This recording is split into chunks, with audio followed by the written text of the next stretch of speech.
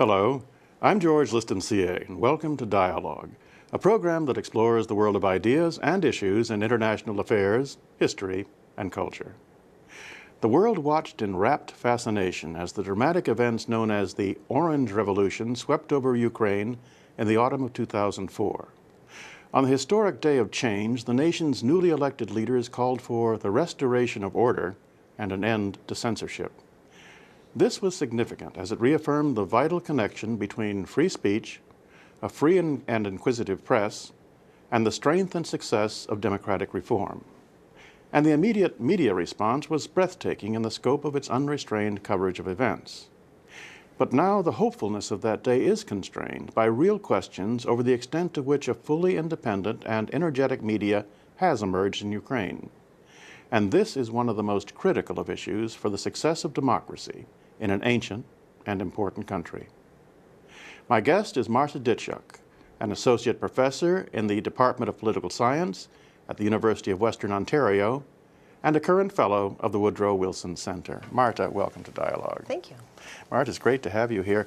I was thinking about how to begin our conversation because it's a fascinating topic to me, and I thought maybe this is the obvious basic question, and that is, how do people in Ukraine themselves think about the issue of press freedom and an energetic press? The reason I'm fascinated with that particular question is this, Marta. I'm wondering to what extent all thought about the press in Ukraine is a product of what we might call pre-existing mentalities, when the press was viewed as I understand it, kind of an instrument of power more than anything else. Is that still the case? Attitudes towards media change, and yet the pace of change shows us how quickly or slowly society itself is changing. Coming from a Soviet era of censorship, a lot of people living in the former Soviet Union, including Ukrainians, were very distrustful towards media because they were used to the media lying to them. And the interesting thing was, in the Gorbachev era of glasnost, when the media stopped lying, people started believing the media. And that was an important part of the whole revolution of 1991, which led to the collapse of communism. And the first years of Ukraine's independence, there was media freedom. And it was only during President Kuchma's second term in office that censorship was reintroduced. And part of the revolution in 2004 was, again, no more lies, enough of this. And that was actually one of the slogans. And journalists picked up on this, and they stopped submitting to censorship. But people watch what they see on TV and they react appropriately. So if they see accurate news, they believe it. And if they see things that sound like they're not reflecting reality, then they tend to disbelieve it. So the trust levels, I think people react to what they see. You can't really manipulate them that easily. That's a good answer, Martha. It also reinforces the confidence we should have in the judgment of people to exercise their common sense when they're looking at things. Clear this up for me, Marta, because I wondered this for a long time. The Orange Revolution, over here, you know, it captured headlines. It was extraordinarily dramatic. And the anti-censorship movement on the part of journalists, were these one and the same? Was there an orange press? Was there, I mean, did the opposition and the press have more than just an idea in common? Was there a union between them? The Orange Revolution was basically about end of corruption, end of lies, end of mismanagement. And within Ukraine, there were always people who were opposed to the establishment.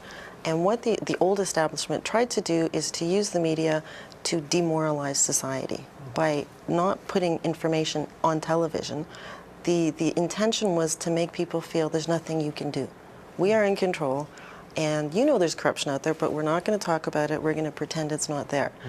And most journalists just went along with it, but there were journalists who opposed it, and people who quit in protest of censorship and gave up high-paying, powerful jobs because they just refused to lie anymore.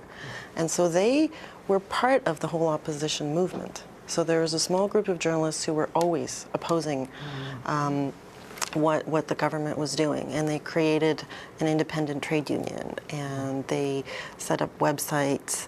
And what happened in 2003 is a few of these democratically minded journalists, they went to the political opposition and said, look, if you want to win the next election, you're going to have television. They control all TV. You have to set up a TV station. And so they set up a little TV station, And this is Channel 5, which I'll be showing you a clip from a little later on. And they helped break through the information blockade. And the types of journalists who tended to go work there were democratically minded journalists.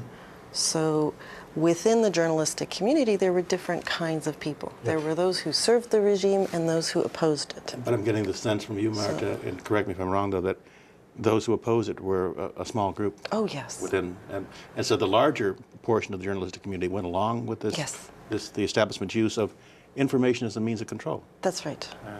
Which was not ultimately effective. Right. And what happens during the Orange Revolution is more and more journalists joined the small group of protesting or democratically oriented journalists. Right.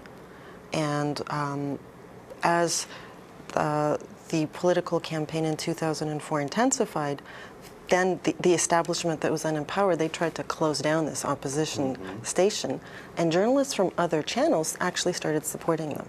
I see. So the sort of the spreading of the anti-censorship movement started before the Orange Revolution. Right. So this really is kind of a new idea growing within the journalistic community as we speak, or is it? Is it growing? Well, after the revolution, things changed once again. There is no more state censorship.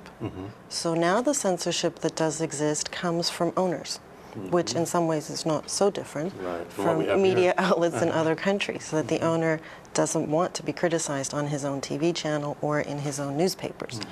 And so now the dilemma is how to present quality information that's unbiased and objective and comprehensive, so that it's not just part of the news, but it's the full news. And what do you do with journalists who are used to working in conditions of censorship, where this is what the president says and that's what they report on TV?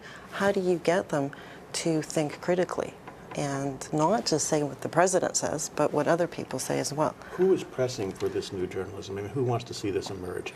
It strikes me, Marta, that as we've gone from communism to post-communism and into our current era, that we've added a new actor to the process. In other words, it was clearly the state, it was the press in the old days and the owners.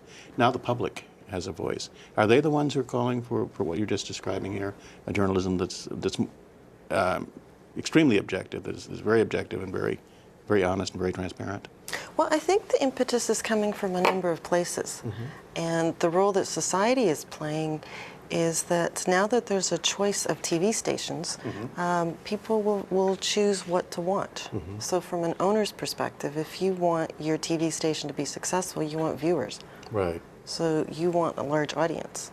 And when there are a number of different channels to choose from, the better your TV programs and the information, the more viewers you'll get.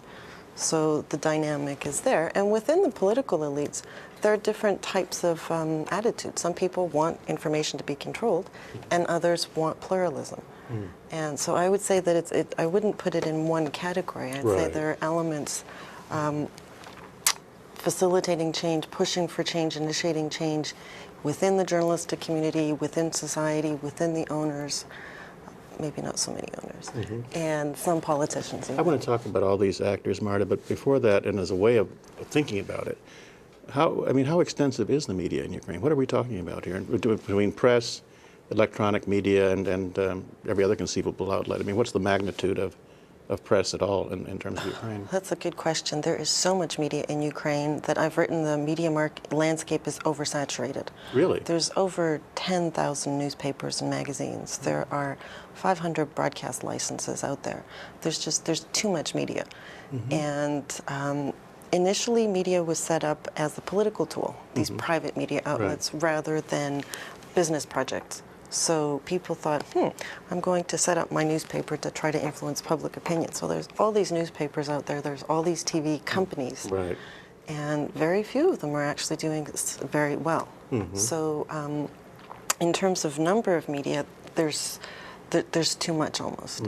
In terms of the types of media, everything, again, you can imagine. Ukraine's media landscape looks completely Western. You have everything from television, satellite TV, cable TV, newspapers, magazines, women's glossy magazines, sporting magazines. Pornography arrived with the end of communism. I mean, it's not legal, but it's there. It's there. All sorts of newspapers, partisan press, just business newspapers. Sounds as varied as what we have here. Yeah, no, it's a very rich and diverse media landscape. And with this rich and diverse media landscape, Marta, let's help me think about the attitudes of certain aspects to it. For example, to talk about the owners that you mentioned just briefly a moment ago. I clearly understand that there was absolute censorship under communism. I mean, they controlled them. There was no, that was it. Mm-hmm. But wasn't there a revival of censorship after the fall of communism? And if you could speak a bit about that and what you mentioned just a moment ago, and that is the sense that the owners today are seen, perceived as, at least in many cases, exercising a censorship of their own. I'm just trying to get a sense of the progression of this topic of censorship as an issue in Ukraine. Censorship crept back in the late 1990s. And it was because the then president was running for re-election. And his popularity was very low. And so he very astutely realized that if there was a free media, he probably couldn't get re-elected. So he introduced censorship that then intensified. Right. And the main target of censorship was television. And by this point, most television stations were in private hands. So the presidential administration exercised censorship on these private TV channels. And the private TV channels were owned by oligarchs. So this is the sort of the political economic elites that are all intertwined. And part of the rebellion that happened was the journalists rebelling and society not watching it. The owners' interests are protecting their political position, protecting their economic interests, and also making money on television. Right. So it's a very complicated picture, and it's changing. And newspapers are a completely different story, because there you have a lot more variety. You have the partisan press, every political party has its newspapers. You have the non-political press, the women's magazines, the sporting journals, etc. And they're commercially oriented. And then you've got community newspapers, so you've got a large variety of types of media there. So, how can you characterize the public's attitude toward all this media? For example, you mentioned that very evocative cry of "No more lies" at the time of the events of 2004. But now the more recent cry I've heard from the public, broadly expressed, is that President Yushchenko is losing the information war. The question then, Marta, is, of all these developments you've described in the current moment, do they suggest a kind of growing public cynicism about what they're getting via the media in Ukraine? There's a lot of disillusionment, because the "No More Lies" slogan was very heartfelt. And during the revolution, media became open and they were reporting things as they were unfolding. And yet what's happened since then is that the quality of the information that's coming through isn't very good. And there are no more lies, but the truth isn't full and complete. Right. So it's a question of how well informed have Ukrainians become. And they haven't become that much more informed. And here there are issues of professionalism of journalists. Politicians still think of journalists as tools they can manipulate or instruments they can buy. Right. Journalists don't often prepare for interviews, and the relations between politicians and journalists on television can be quite, well, let's say, less professional than they are in other countries. Well, Marta, and I think our viewers are really going to appreciate this, thanks to you, I think we have some graphic materials to look at that might indicate this lack, if you will, of a common language between politicians and journalists. It comes right from the web, I believe, Marta. Yes. And from Ukrainian television. This Perhaps you'd like to show us? Yes. This is a clip from a Ukrainian TV station, which is called Channel 5. And this is an interview that was done in early January. On the screen here is Yulia Tymoshenko, the former prime minister, who's now leading a political party in the parliamentary election campaign. And she's being interviewed on Channel 5. And the discussion is about the gas deal that Ukraine recently signed in January of this year. And this clip that you'll see it just shows you how the interviewer and the politician they're not really listening to each other. Huh. They're sort of talking at each other, and nobody's really listening. You'll help us understand this. What's going on here? He's saying, that's not the question I asked you. Can you please answer the question? And she says, but I am answering your question. And he's like, and he's repeating the question. Журнал, перепрошую, газета Wall Street Journal. Wall Street Journal? She says, and here I have a list of clips from Western media outlets. You know, Wall Street Journal wrote this, and this newspaper, and he's now going to say, but I have some other clippings that I can show you. Like two political opponents almost, isn't it? Yes, it's almost like a debate rather than sort of... And just look at his face. He's clearly got an opinion here. And he's waiting for her to finish, and he's about to... Well, everything we're seeing here suggests real antagonism that began before the interview. And he says, but I can show you some other things. And she said, but don't interrupt me. You said you weren't going to interrupt me. Anyway, this goes on and on. So I'll just pause it here because that's just the way the interview continues. And I mean, it's in some ways it's interesting television, but if you're the viewer there, it's hard to actually follow. And what kind of information are you getting from that interview? Right. And even the choice of guests. I mean, this was about the energy deal that was signed in Ukraine, and yet they're arguing over which newspaper clippings are more valid rather than talking really about the content. Marta, I think you've with this clip and your explanation, you've helped me and all watching, I think, understand a great magnitude. Because as I listened to you and watched that and thought about our general topic, this is a very important subject here, the gas deal. Yes. And the public is really the victim of this kind of That's right. back and forth. I mean, there's no information coming through that I think as a consumer I would find helpful. I mean, there's no censorship there. The owner of the TV station allows full editorial freedom. They invite guests into their studios, and yet very often the viewers don't get the information they need to either understand what's happening with the gas crisis or make informed decisions about the political parties that they have to choose from.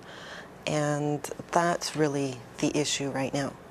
But in some ways, those are the same kinds of issues that media analysts talk about in the so-called established democracies. I mean, Ukraine's no longer in that enemies of the press club where they were for a number of years. And another, Russia's still there, Syria, countries that really restrict freedom of speech. But the purpose of a free media is to have an informed society so they can make decisions based on full and accurate information. I want to talk about how they might get there, and I've heard you talk about this too, so my question is going to be informed by that. But before I ask you that, Marta, to what extent, because we've been watching here the private media in action, so to speak, to what extent is there state control still of media in Ukraine? When they declared independence and ended official censorship and privatized the media sector, the state kept part of the media in their own hands. So about 5 to 10% of the media is still state-owned. And this is a problem. No democratic countries have state-owned media. This is something that totalitarian, authoritarian countries, China has state-owned media, Cuba has state-owned media, not the United States, not Britain. And there's been a lot of discussion what to do with this state-owned media. And politicians in Ukraine think of media as an instrument of power, which most politicians do. But in a democratic society, media has to be either in private hands or a public broadcaster. And this is one of the big debates in Ukraine, what to do with this state-owned media. And so far, they haven't done anything. The two options are to privatize it or to create a public broadcaster.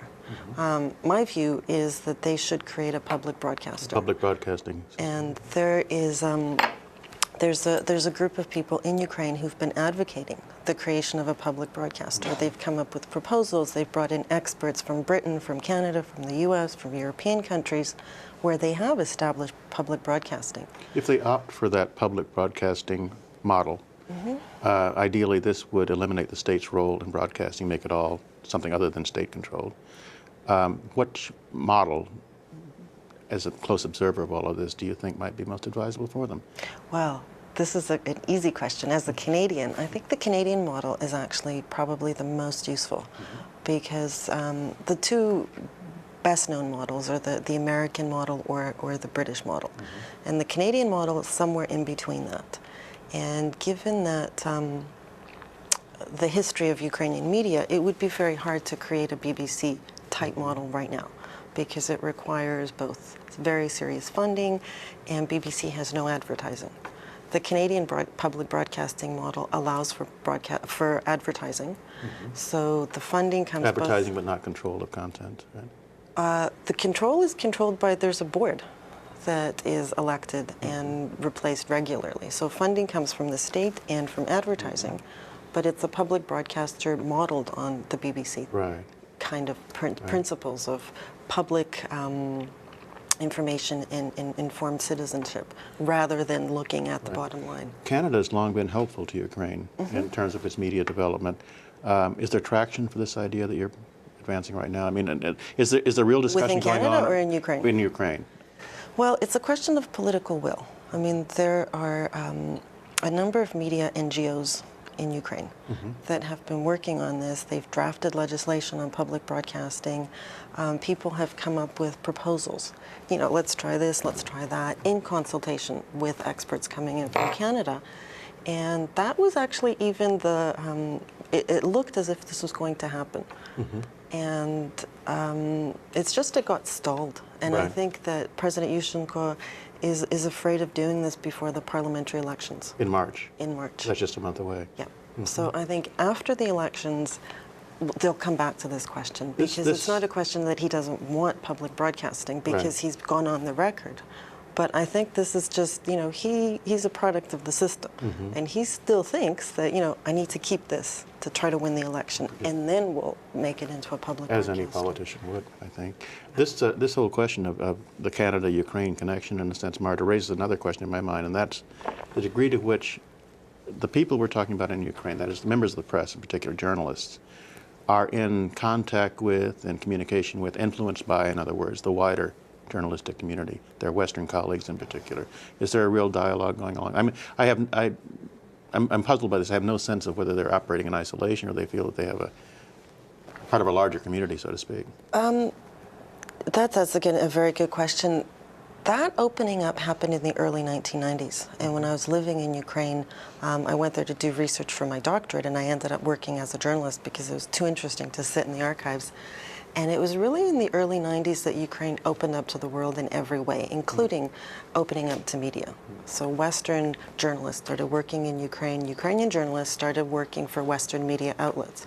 So a lot of the top media people in Ukraine today, they've trained with BBC or Reuters, or they've been on training sessions in the States or in Holland or somewhere. So that interaction got set up early on. But the problem was that when censorship was reintroduced, it's not so much that they didn't have the knowledge or the skills, they just couldn't do it in their own contexts. And then they got a little bit distorted by that process. And yeah, so that's been in place for a while. I'm wondering this, as we've been talking about the media and its role in democratization, the need for a strong media and democracy, the way they reinforce each other. What's the ideal? I mean, if you were certain, I know that's one of these blue sky questions in terms of philosophy, but what can we realistically expect? 'Cause in fact, as we've been looking at this, I've been thinking of how much is just plain evolutionary. I mean, they're at the start of something that may just have to develop under its own speed as much as it can be reinforced by outside influence. I'm feeling pretty optimistic, and this is based on watching what happened again in the early 90s, that with almost no democratic tradition and very little experience with free media, it evolved very nicely. So in conditions where the state is not bearing down, just opening things up and letting them unfold, they unfold very quickly and well. And that's when a lot of the private TV companies started, newspapers started, and so on. So now that censorship has been lifted, that process is happening again. So I'm feeling pretty optimistic for the future. I just hope that the politics stay open. Right, right. And Do you think the March election will be an indicator of what degree of continued confidence we can have in that openness? I think watching the electoral process is as interesting as the results. And watching how the media has been portraying the different candidates and parties and so on is a huge contrast from what it was in the previous election. That's interesting. A better one? Oh, absolutely. I That's mean, very there is hopeful. no more censorship. So you have this sort of thing where different politicians are coming in and arguing. So the quality of the information is questionable. Right. But the openness of the process is no longer a problem. So that's been a huge change. That's very And interesting. I think that that's an indicator that things have changed. That's very encouraging. Yeah. And kind of as my final question in that same line, Marta, I've gotten a sense also, as I've learned from you as we've spoken today, that civil society, the strength of it, is really one of the main pillars for what we're hoping for in terms of the media. Do you have that same confidence that the NGOs, the other bastions, if you will, of the kinds of things that bolster public broadcasting, for example, in both our countries, are there and growing in power? Well, in terms of civil society, I'm very optimistic because having watched the Orange Revolution unfold and succeed, nobody expected it. After years of corruption and censorship, I certainly wasn't expecting people to simply stand up for themselves, and they did. And I'm feeling, you know, that, again, people will behave in different ways, but their ability to stand up for themselves again and again is optimistic, and I think people just don't put up with things. If you don't use force against people, then they will actually stand up for their rights. So I think that's not a problem. Marta, I join you in that spirit of optimism, and I appreciate the look you've given us today of Ukrainian media. Thank you. It's been a pleasure. It's been a pleasure for us, and I hope you'll come back. I know you're writing a book on this. I hope it'll be finished soon. And when it is, come back and talk about it with Well, us. delighted. Thank you. Thank you. And that's our program. We appreciate your comments, and you can reach us at dialogue@wilsoncenter.org. I'm George Liston, CA, and you've been watching Dialogue, a co-production of the Woodrow Wilson International Center for Scholars and MHC Networks. Dialogue is also on the MHC Worldview channel, which is available to public TV stations nationwide. For more information, go to www.mhzworldview.org. And please join us again right here next week. And thank you for watching. Thank you, Marta. Thanks, George. Thanks, sir.